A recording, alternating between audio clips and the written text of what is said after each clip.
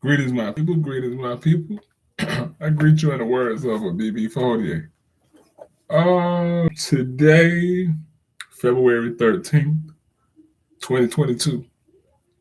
Um, I'm a little late on this story, but sometimes I feel like we always try to be the ones to be the first one to break a story and talk about a story. Um, so I'm not one of those ones that try to hurry up and break the story and be the first one. Sometimes you have to sit back and let things develop and unfold. But as you can see, the topic is Whoopi Goldberg is not for us. Stop running to her aid. And this is about the views and her opinions that she made on the Jewish Holocaust. Now, to be real, I actually agree with what she said. To me, she was correct with what she said. But this whole thing of anti Semitic and the thing that always gets me about dealing with the so called Jews um, is the apologetic nature of our people. And also people like Nick Cannon, who we know grabbed his ankles and spread his cheeks and, just the over groveling. Also, LeBron James, and I think I'm paraphrasing. I think he said something to the nature of we've been getting that Jewish money. I think he was mimicking a 21 Savage song, if I'm not mistaken. And he had to go on an apology tour. And she is the latest with her views on the Holocaust. And before I get into some of the things on her character, like I said, just this over apologizing whenever we deal with any situation that has to do with the so-called Jews and how they feel and their feelings on things. Um, I think it's utterly ridiculous. I think when people offend us, because if we understand, like, there's a book called How the Jews Invented Hollywood. So about these so-called Jewish people who are really genetically European.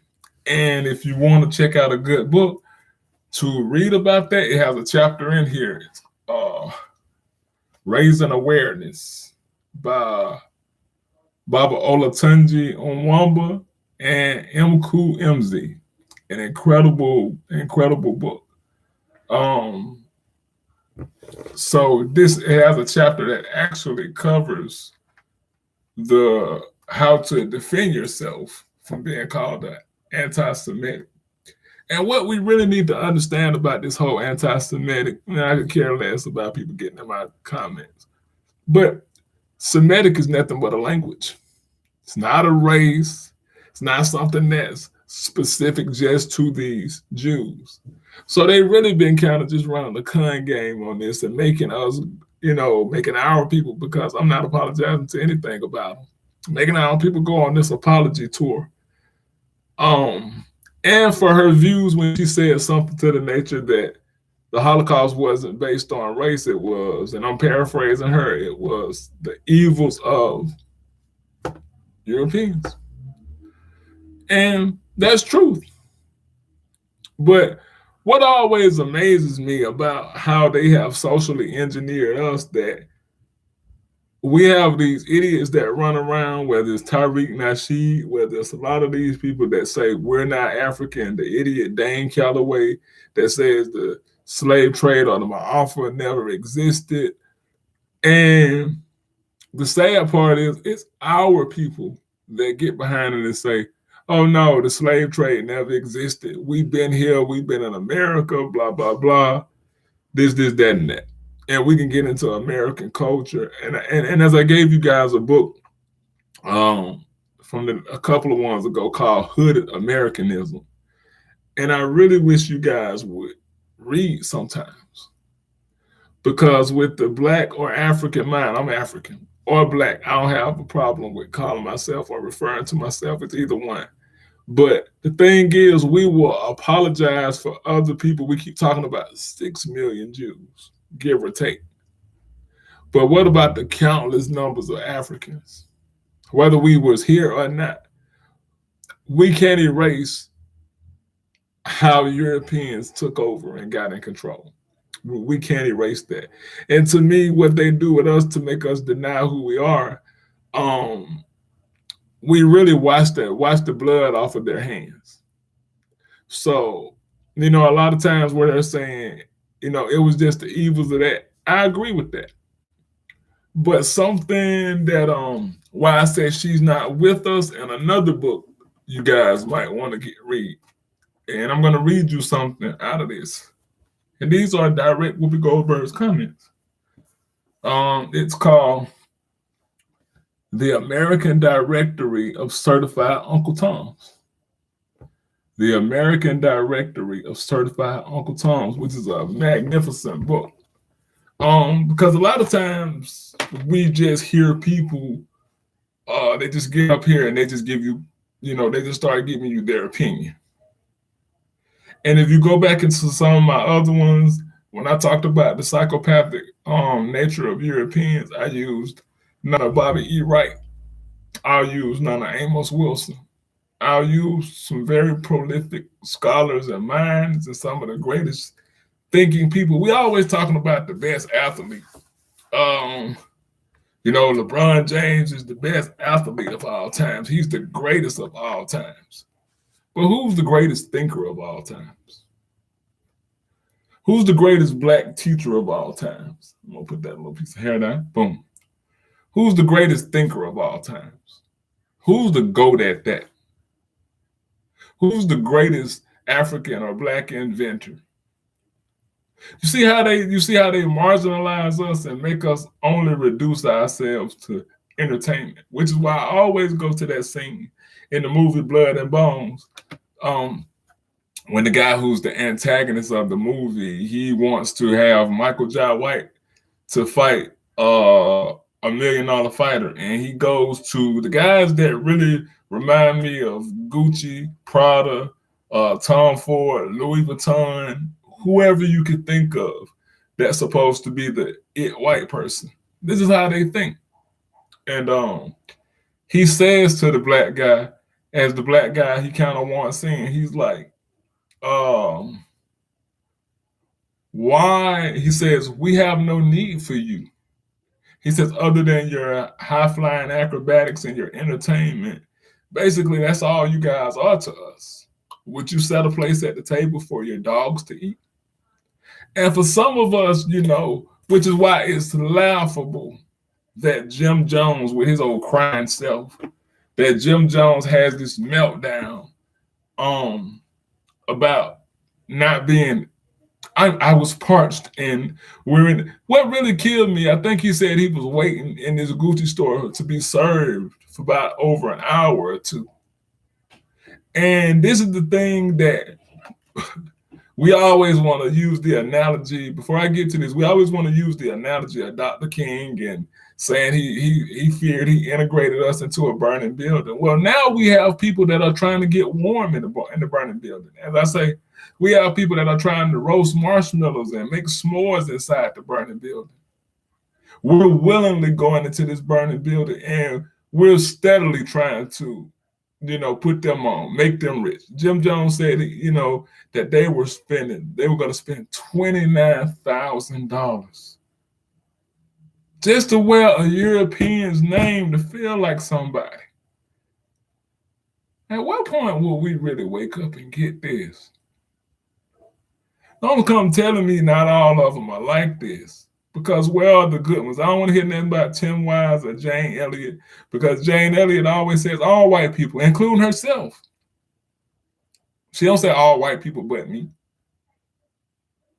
So we're still not learning our lessons from when Gucci made the blackface. You had Negroes like Floyd Mayweather, Polite, and countless others that continue, Young Thug, that continue to market it and continue to shop. And I'm just like, nah, man, that don't make no sense. Here comes my cat. So, here comes my cat. I bet you she gets up in the spotlight. You gotta sit down, baby. You gotta sit down. Sit. This is Paisley. Okay. Sit down, baby. Sit down. Sit. Okay. Good girl. As we know, we've seen videos. Paisley is not a stranger to the video. But this is from the American Directory of Certified Uncle Toms, page 371. And I'm just going to start with how she identified herself as an American. This is Whoopi Goldberg. She says, call me an asshole, call me a blowhard, but don't call me an African American, please. It divides us as a nation and as a people. And it kind of pisses me off.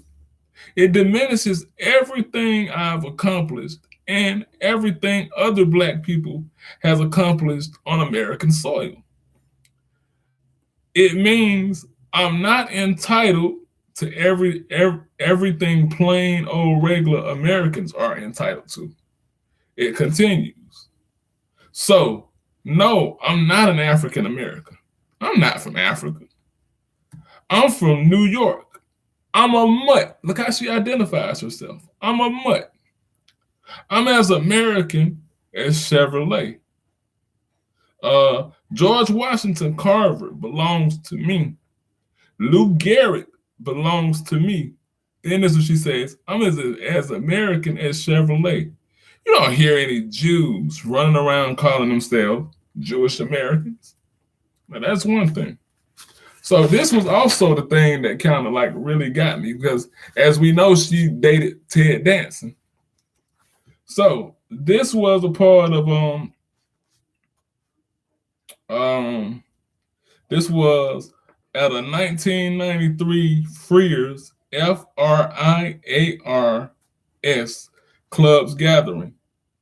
Okay, it says Whoopi won many of these awards after she blackened up her white man, actor Ted Danson, wrote him some nigger jokes, and paraded him before the 1993 Friars Club gathering to the disgust of many real Blacks present. Check this out now. The routine consisted of a blackface dancing incessantly using the term nigger and blatantly racist sexual terminology. For his big finish, Danson began eating from a tray of watermelon. So, I don't ever recall an apology or a suspension for that. Because I always say, you know, what are the consequences? And that was page 371 and 372 and 3 of American Directory of Certified Uncle Toms. And I always say, well, what is the consequence for things like this? You know, so everybody, you know, running to the aid, we have to really do our research on who these people are. I'm not going to keep y'all long, but we have to really do our research on who these people are. You know, we run, and the fact that she has a name like Goldberg trips me out. But at the end of the day, and not to mention, when Monique stood up to Tyler Perry, Lee Daniels, and Oprah Winfrey, I can recall Monique saying she went on The View to kind of like express herself. And remember how Negroes like Steve Harvey treated her? Remember they was telling her she should apologize. She should apologize to these people because these are the Negro apologists. They always want you to apologize for something. They always want you to apologize for this. So she says, and you can go back and check the interview. She says she was talking to Whoopi in the dressing room. And she said she was standing up for, and you can have your issue with Monique if you want to, but sometimes we got to listen to the story and be non-emotional about things. But she said she's talking to Whoopi in the dressing room, and she said she's telling her that, you know, she's standing up for the likes of the little girl that's coming behind them. And she says, Whoopi turns to her and says, you need to worry about yourself and not a little girl that's behind you. So a lot of times these blackened images, these people that, that they're kept niggas or kept Negroes. So it's like we always have to have our people to apologize with anything. But there's never any apologizing for calling us niggers. No, there's that. Nobody ever demands an apology because we don't control anything. So as we need to understand, racism, we can't be racist. We can be prejudiced all we want, but we don't have the power. Because if we look at like how Jews control images, and this is a guy, and I'm not a real big follower of Bobby Hemmett, but I can remember listening to something Bobby Hemmett said, and he was talking about the Steve Harvey show, and he says something that stuck with me forever. He says, remember, he says, look at how they portray the images. He says they have, my nose itch. He says they have Romeo and Bullethead, that are just like ignorant. And he says, well, what do Romeo refers to his ladies? Chicken heads. But then he goes on to say, who are the two smartest characters on this show? Lydia Gutman and the guy that she had a crush on, Arthur Rabinowitz. Two Jews. So look at how they portray themselves versus how they portray us. You get what I'm saying? Lydia Gutman's, even though she was adopted in the storyline, her family owned a deli. I can remember listening to an episode that they had Boris Kojo on it, and some of these things will fly under the radar because we're laughing in the jokes. But they had Boris Kojo on there, and Boris Kojo was like a water guy. And go back and look at these episodes. And Lydia finds him attractive.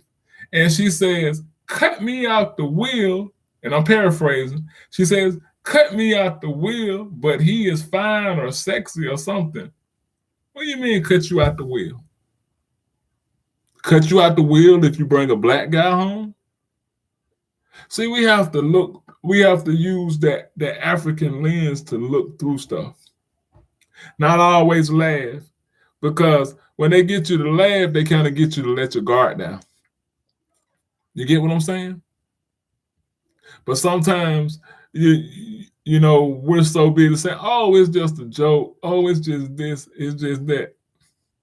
Not always. Who's the joke on? Something also, while I'm on the subject of the Steve Harvey show, if we go back and look at how they just dumbed down Romeo's character. In the beginning, Romeo had some kind of sense. He had influence over the school. He had a certain kind of swagger about himself.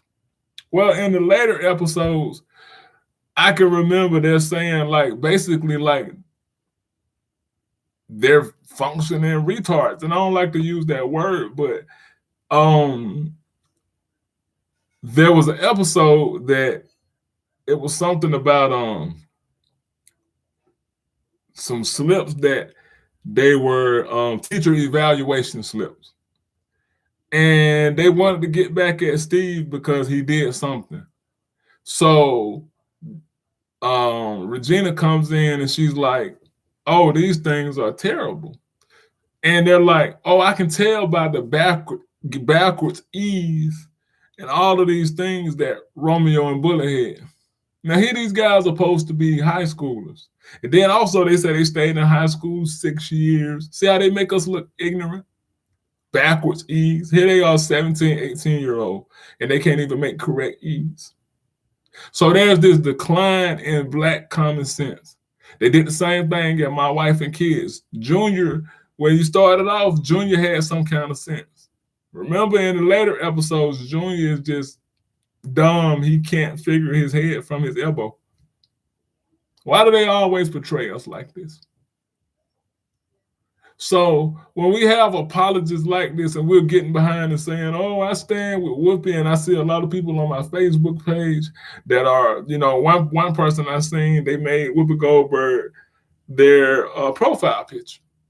And it's not that they're just not aware of this type of information. They're not aware of the type of mentality or the character or what it takes to make it in Hollywood.